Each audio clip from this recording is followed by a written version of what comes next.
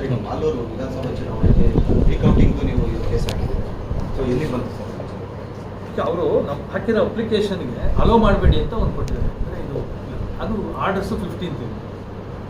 First ಅದು ಹೊಟ್ಟೋಗುತ್ತೆ, ಏನೋ ಅದಕ್ಕೊಂದು ಆರ್ಡರ್ ಆಗುತ್ತೆ. ಅದಾದಮೇಲೆ ಎವಿಡೆನ್ಸಸ್ ಯಾರ್ಯಾರು ತಪ್ಪು ಮಾಡಿದ್ದಾರೆ, ಯಾರ್ಯಾರನ್ನ ಎನ್ಕ್ವೈರಿ ಮಾಡಬೇಕು ಅಂತ ಮಾಡ್ತಾರೆ. ಅದಾದಮೇಲೆ ರೂಲಿಂಗ್ ಏನು ತಪ್ಪಾಗಿದೆ ಅಂತ ಏನಾಗುತ್ತೆ ಅಂದರೆ ನಿಮ್ಮಲ್ಲಿ ನೀವು ಕೇಳಿದ್ದಿಲ್ಲ, ಹೇಳ್ತೀನಿ. ನಮಗೆ ಕೌಂಟಿಂಗ್ ಆಗಬೇಕಾದ್ರೆ ಫಸ್ಟು ಸುವರ್ಣ ನ್ಯೂಸಿಂದ ಬರ್ತಾ ಇರ್ತೀನಿ, ನಮಗೆ ನಾವು ಗೆದ್ದಿದ್ದೀವಿ ಅಂತ ಬಂದಿದ್ದೀವಿ. ನಾನು ಬಂದಿದ್ದು ಸರ್ಟಿಫಿಕೇಟ್ ಇಸ್ಕೊಳ್ಳೋಣ ಅಂತ ಬರ್ತೀನಿ. ಅಷ್ಟೊತ್ತಿಗೆ ನಮ್ಮ ಏಜೆಂಟ್ಸ್ ಎಲ್ಲ ಕೆಲವರು ಈಚೆ ಬಂದು ಕರ್ಕೊಂಡು ಹೋಗ್ತಾರೆ. ನೀವು ಒಳಗಡೆ ಇಲ್ಲದೆ ಯಾಕೆ ಇಲ್ಲಿ ಬಂದ್ರಿ, ಇಲ್ಲಿ ಡಿಕ್ಲೇರ್ ಆಗಿಬಿಟ್ಟಿದೆ, ಬನ್ನಿ ಬನ್ನಿ ಅಂತ ಹೇಳ್ತಾರೆ. ನಾವು ಹೋಗ್ತಾ ಇದ್ದಂಗೆ ಟ್ಯಾಬ್ಲೇಷನ್ ಬಾಕಿ ಇದೆ. ಚುನಾವಣೆ ಘೋಷಣೆ 11 ಗಂಟೆಗೆ ಅವ್ರು ಮಾಡ್ಬಿಡ್ಬೇಕು. 11, 12 ಅಲ್ವಾ, 11, 12 ಮಾಡ್ಬೇಕು. ಆ ಸಾಯಂಕಾಲ 6 ಗಂಟೆಗೆ ಘೋಷಣೆ ಮಾಡ್ತಾರೆ. ಮಧ್ಯಾಹ್ನ 1 ಗಂಟೆಗೆಲ್ಲ ಟ್ರೆಂಡ್ ಶುರು ಆಗಿಬಿಡುತ್ತೆ. 135 ಕಾಂಗ್ರೆಸ್ ಅಂತ ಅಧಿಕಾರಿಗಳು DC ಅವ್ರನ್ನ ನಾವು ಸಂಪರ್ಕ ಮಾಡೋಕ್ಕೆ ಬಂದರೆ ಅವ್ರು ಸಿಗಲೇ ಇಲ್ಲ. ಅಲ್ಲಿದ್ದವ್ರು ಫೋನ್ಗಳು ಮಾಡ್ಕೊಂಡು ಹಿಂದೆ ಮುಂದೆ ಹೋಗೋಕ್ಕೆ ಡೌಟ್ ಬಂದ. ರೀಕೌಂಟಿಂಗ್ ನಾವು ಕೇಳಿದ್ದು ಇಷ್ಟ.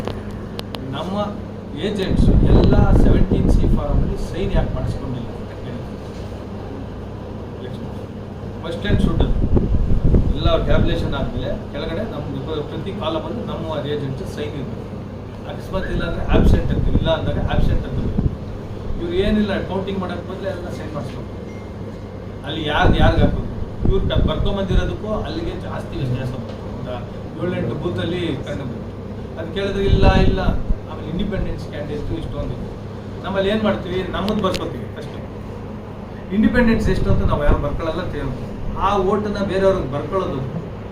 ನೀವೆಲ್ಲ ಕಣ್ಕೆ ಬಂದರೂ ಒಬ್ಬರು ಬರ್ಕೊಂಡು ಹೋಗ್ತಾರೆ ಶೀಟಲ್ಲಿ, ಅಲ್ಲಿ ಟ್ಯಾಬ್ಲೇಷನ್ಗೆ ಸೇರಿಸ್ತೀವಿ. ಶೀಟಲ್ಲಿ ಸೈನ್ ಇಲ್ಲ, ಅಲ್ಲಿ ಹೋದ್ಮೇಲೆ ಏನು ಬೇಕೋ ಬರ್ಕೋಬೋದು, ಏನು ಬೇಕೋ ಸೇರ್ಬೋದು. ಆ ಥರ ಅಲ್ಲಿ ಮಿಸ್ಟೇಕ್ಸ್ ಆಗಿದೆ. ಅವ್ರು ರೀಕೌಂಟಿಂಗ್ ನಾವು ಮಾಡೋದಕ್ಕೆ ಅಪ್ಲಿಕೇಶನ್ ಕೇಳಿದಾಗ ಯಾಕೆ ಮಾಡಲ್ಲ ಅಂತ ಅವ್ರು ಹೇಳ್ಬೇಕು. ಅವ್ರು ಏನು ಹೇಳ್ತಾರೆ ಅಂದರೆ, ನಾವೆಲ್ಲ ನೋಡಿದ್ವಿ, 17C ಫಾರ್ಮ್ ಚೆಕ್ ಮಾಡಿದ್ವಿ, ಎಲ್ಲ ಕರೆಕ್ಟಾಗಿತ್ತು, ಅದಕ್ಕೆ ರೀಕೌಂಟಿಂಗ್ ಅವಶ್ಯಕತೆ ಇಲ್ಲ ಅಂತ ಹೇಳ್ಬೋದು. ಎಲ್ಲಾದ್ರಲ್ಲೂ ಸೈನ್ ಇದೆ ಅಂತ ಅವರೇ ಆರ್ಡ್ರಲ್ಲೇ ಹೇಳ್ಬೋದು.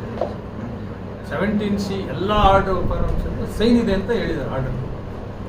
ಅದು ಇಲ್ಲ ಮಾಡಿ ಒಬ್ಬೊಬ್ಬರು ಕೂತ್ಕೊಂಡು ಕಳ್ಕೊಳ್ಳೋದೇನಿತ್ತು, 2 ಅವರ್ ಆಗೋದು ಅಷ್ಟೇ. ಈಗ ಬಹುಶಃ ರಿಸಲ್ಟ್ಸ್ ಏನಾಗುತ್ತೆ 2 ಅವರ್ ವೇಸ್ಟ್ ಆಗುತ್ತೆ, ಮುಗಿದೋಗ್ತಾ ಇತ್ತು. ಅದನ್ನು ಯಾಕೆ ಇದಕ್ಕಿದ್ದಂಗೆ ಕಾರಣ ಇಲ್ಲದೆ ತಳ್ಳಾಕೋದು. ಆಮೇಲೆ ಪೋಸ್ಟಲ್ ಬ್ಯಾಲೆಟ್ಸ್ ಕೂಡ ಇನ್ವ್ಯಾಲಿಡ್ ಬ್ಯಾಲೆಟ್ಸ್ ಅಂತ ತುಂಬ ಬ್ಯಾಲೆಟ್ ಮಾಡಿದ್ದಾರೆ.